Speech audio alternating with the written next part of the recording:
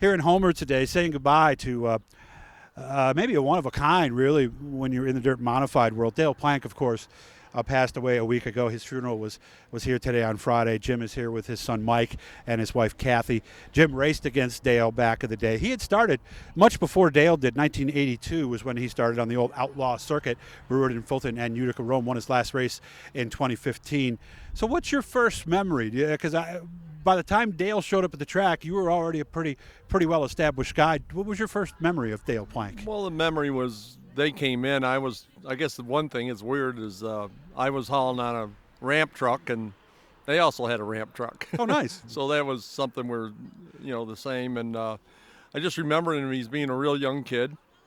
Wasn't very tall, and that was something different at that time to have somebody that young come into racing. But he'd raced before at 5 Mile Point, and I probably had seen him down there racing the Mini, and obviously it didn't take him too long to get to the front, and he was pretty impressive. He had, his dad was with him, and he had a great crew, and so obviously they had their act together. Mm-hmm. So it was fun racing against Dale all the time because a very clean racer, and never had any issue that I can, possibly remember, and he just had so much talent, and I guess maybe I was in awe of that a kid that young could come in and be so damn good so fast. Because that didn't happen in the early 90s. No, I mean, it it's didn't. Commonplace today to Yeah. see that, but back then it didn't happen. No, that's Why? what I mean. It was strange to have this young kid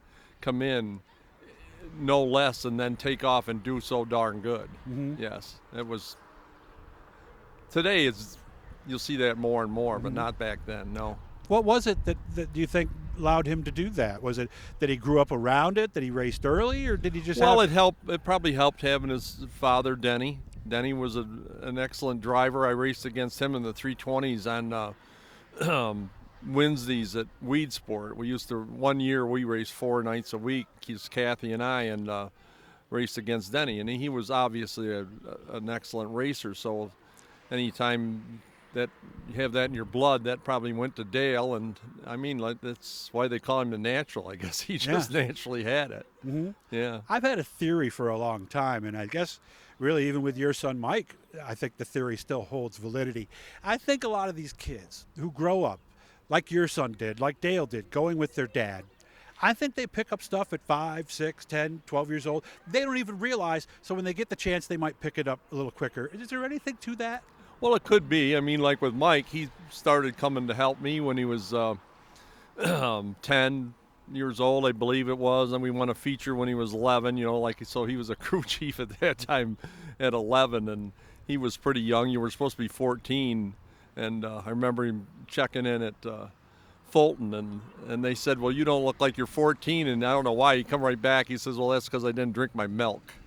So dairy farmer, but he probably did drink his milk. That's the funny thing. He probably did, but he always looked young. I remember those pictures when he first started racing. He looked like he was 12. Oh yeah, he looks young. He probably looks young now if he shaved the beard off. But, yeah. Yeah, but that's why he's not at this point. So what is your biggest memory? Is there an on-track memory that sticks out with you? Well, racing there's against on-track him? memories that he was, always such a good racer and heading to the front. And of course, his NASCAR championships and so on. But I was kind of a spoiler one night. I can't remember if it was 96 or 7 or whatever. We were racing. I was third, and he and Donnie Wetmore was going at it at Fulton. And I believe he needed to win this race to maybe be the regional again.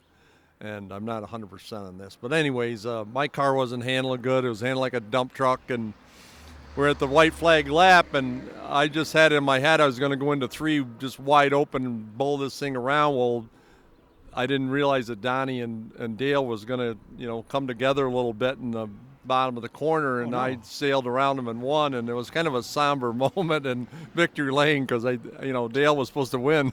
Yeah. And so that was a memory, and it's still good because. There you go. Jeff Strunk coming in. Yeah. Beautiful family, good family man. Awesome guy. This is the guy right here. Jeff Strunk, by the way. That's I didn't the have it guy. zoomed out enough to see it. Jeff, thanks you, again for your Jeffer. time today, man. Hey, worst people to be photobombed by, That's right. He's So- great. I love Jeff. He's great. So how come this young guy coming in and beating you and Donnie Whitmore and Roger Phelps and Bob Podowick and Paul Jensen. Why wasn't there some animosity towards him? I don't know, I don't remember having that because Because I can see how it could be that way, couldn't you? It probably could be, but I just, obviously we were competitors back then, and you wanted to win and everything, but it's different than it is now. Back then, we raced hard. You got upset sometimes because that's probably adrenaline coming out when you got the helmet on.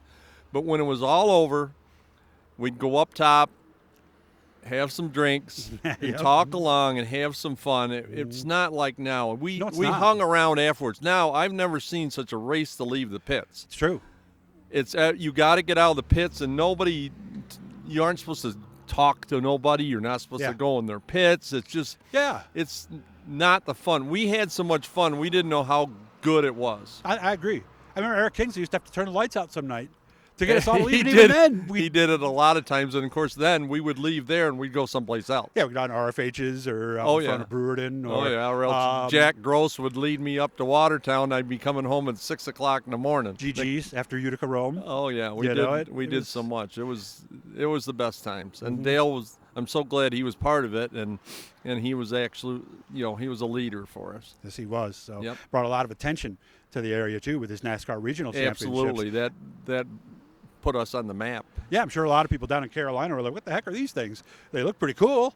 And Dale was he didn't know how to tie a tie, as we learned from the one story there. That was an interesting story that I don't told know about. How you had to teach him how to. Do you know how to tie a tie, Jim? I do. Oh, you do? Okay. I did the gentleman farmer, so I didn't know if that was the case or not. When I was coaching basketball, I always wore a tie to the game, so I guess I learned to tie a tie. Good to see you. I got to make sure I come down and see you guys again. Thank you. And I guess as nice a day as it could have been to say goodbye to a good friend, and I'm sure his legacy will live on. Well, we're going to miss him a lot, and Brandon and Dale had such a great business here that we're a supporter of, and they definitely support us and help Mike race well like he does, and we're going to continue to do that, and if we can do anything to help him, we're always here. Nice to see you again, Jim. Thank you. Thank you.